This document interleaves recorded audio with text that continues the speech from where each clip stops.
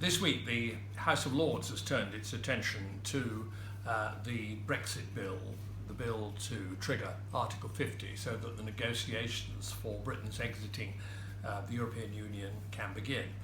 And naturally, some of the concerns which have been aired in the Commons are being heard again in the Lords, and it may be that there will be a majority there for passing one or two amendments to try to specify particular matters so far as the outcome of the bill is concerned. Although we hear from the Lords that if the Commons insists on its position as the elected chamber, then the Lords will probably not push the matter any further.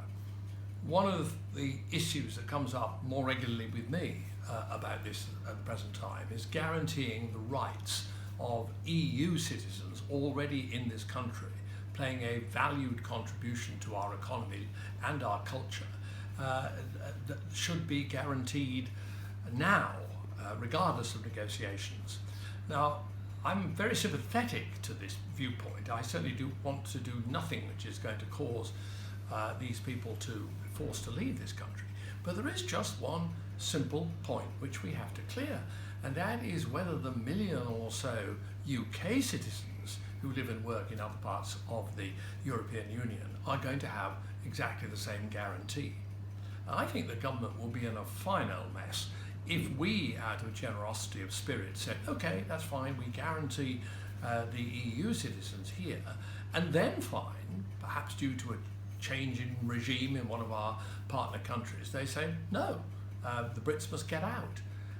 I mean, that would be an impossible situation. The government would be accused of neglecting its own citizens and throwing away a reciprocal deal.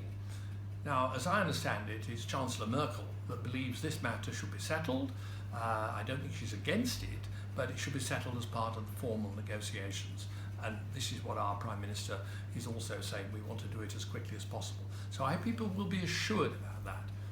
The other matter as to whether or not there will be a further say for Parliament and the British people at the end of these negotiations. Well, first of all, how long are they going to take? 2 years? Yeah, maybe, could be longer. Parliament has been guaranteed a vote on that.